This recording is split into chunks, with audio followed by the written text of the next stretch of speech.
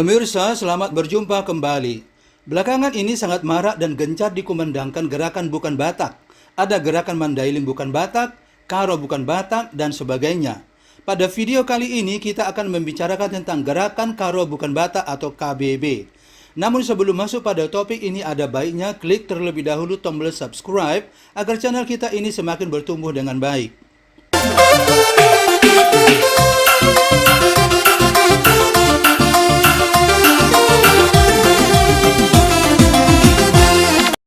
Gerakan Karo bukan Batak atau KBB sebenarnya sudah sejak lama ada. Namun baru-baru ini seiring dengan semakin berkembangnya teknologi sosial media, gerakan ini semakin gencar dikumandangkan. Namun sangat disayangkan gerakan ini telah membuat perpecahan. Tidak hanya antara orang Karo dengan orang Toba, tetapi juga antar sesama orang Karo sendiri. Ada yang pro dan ada yang kontra. Dan nampaknya perselisihan antar dua kelompok ini pun semakin hari semakin sengit saja.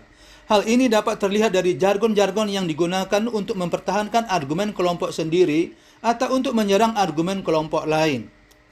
Kenapa gerakan Karo bukan Batak ini bisa muncul? Mungkin ada banyak teori yang dapat menjelaskan ini. Namun membaca dan atau menyimak berbagai argumen yang dikemukakan oleh mereka yang pro pada gerakan KBB ini, ternyata paling tidak menurut saya ada 3 alasannya. Pertama, adanya kesalahpahaman. Pada umumnya, kelompok Karo yang menolak disebut Batak adalah mereka yang menganggap bahwa orang Batak itu adalah orang Toba. Padahal sebenarnya, Toba adalah salah satu subetnis Batak, seperti yang terlihat dalam slide ini. Dari banyak literatur resmi seperti yang biasa diajarkan di sekolah, memang suku Batak terdiri dari 6 subsuku, seperti yang terlihat dalam slide ini, yaitu Toba, Simalungun, Pak Dairi, Karo, Angkola, dan Mandailing. Namun, orang Karo menganggap bahwa mereka bukan Batak. Yang Batak itu adalah Toba. Hal ini disebabkan adanya perbedaan yang mencolok antara Toba dengan Karo. Misalnya dalam bahasa, busana tradisional, dan adat istiadat, seperti upacara perkawinan. Berdasarkan 3 aspek ini memang sangat jelas terlihat bahwa Toba dan Karo sangat berbeda. Adalah fakta juga bahwa sebutan Batak sangat identik dengan mereka-mereka yang memiliki marga-marga dari Toba seperti Panjaitan, Hutagalung, Sidabutar, Situmorang, Sitanggang, Simarmata, Lumban Tobing, dan sebagainya. Apalagi di luar Sumatera Utara yang disebut Batak itu adalah mereka-mereka yang menggunakan marga-marga seperti yang disebut tadi. Sedangkan mereka-mereka yang memiliki marga seperti Sinulingga, Sembiring, Bangun, Peranginangin, Pinem, Karo-Karo, dan sebagainya kurang dikenal sebagai Batak di daerah-daerah lain selain di Sumatera Utara. Orang Toba sendiri selalu mengidentifikasi dirinya sebagai Batak, baik secara internal maupun eksternal. Secara internal maksudnya, misalnya dalam interaksi sosial seperti ketika memberi kata-kata sambutan dalam upacara perkawinan, kematian, dan sebagainya, kalangan orang Toba hampir tidak pernah menyebut dirinya sebagai orang Toba, tetapi hampir selalu menyebut dirinya Batak.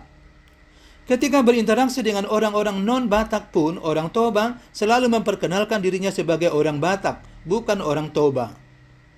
Lalu kenapa orang Karo bisa salah paham? Sebenarnya sangat masuk akal bila orang Karo memahami bahwa Batak itu adalah Toba. Hal ini disebabkan orang Toba memiliki konsep bahwa si Raja Batak yang muncul dan berdiam di daerah Cianjur mula-mula lereng Pusuk Buhit adalah leluhur Batak.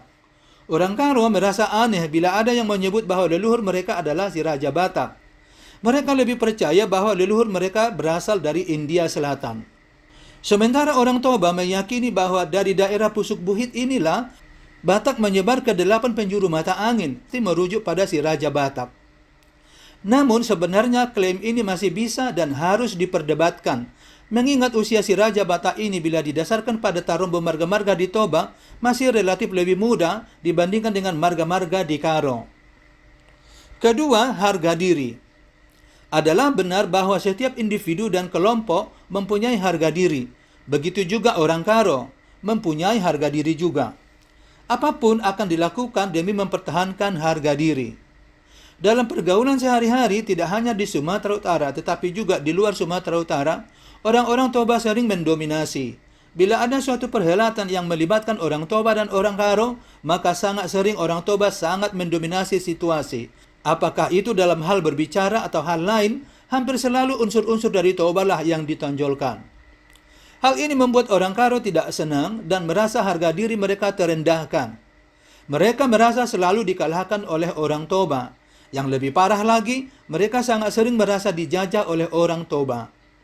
Selain itu, orang Toba juga memiliki karakter ekspansif, sehingga mereka sangat suka merantau, termasuk ke berbagai kota dan desa di Tanah Karo. Tidak mengherankan bila orang Toba banyak juga dijumpai di daerah-daerah Tanah Karo. Di sana pun mereka memiliki properti seperti tanah dan bangunan. Di perantauan, termasuk di Tanah Karo, orang Toba sangat ingin menonjolkan diri dan mendominasi, yang mungkin oleh sebagian orang dianggap sebagai ingin menguasai.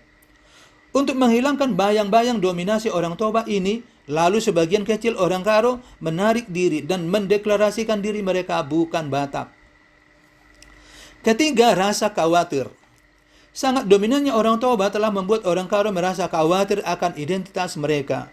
Mereka khawatir bila mereka tetap bertahan sebagai orang Batak, maka cepat atau lambat identitas kekaroan mereka akan punah dan akan tergantikan dengan identitas Toba.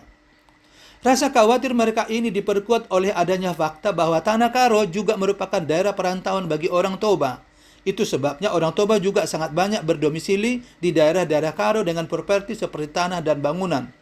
Bagi sebagian orang Karo, fenomena semacam ini dianggap sebagai gerakan ekspansif orang Toba ke Tanah Karo.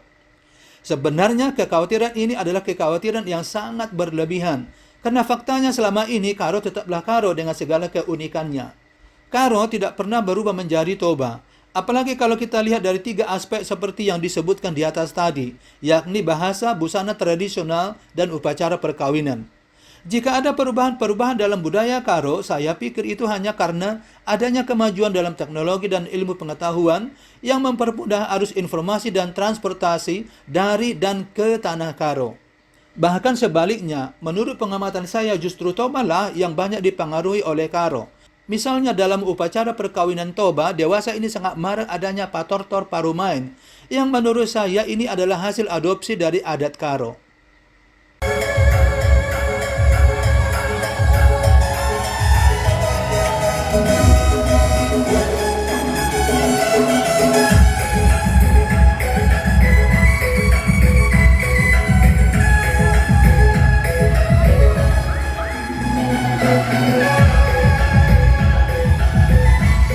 Baiklah pemirsa, demikian video kita kali ini. Semoga bermanfaat.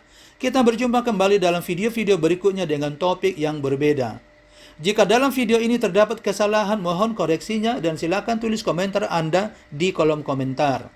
Jika Anda merasa video ini dapat menambah pengetahuan dan wawasan Anda, silakan like dan share ke teman-teman Anda. Jika Anda ingin agar channel kita ini semakin bertumbuh dengan baik, silakan subscribe. Dan jangan lupa aktifkan lonceng notifikasinya agar Anda mendapat pemberitahuan tentang kehadiran video-video berikutnya. Thank you very much, goodbye and take care.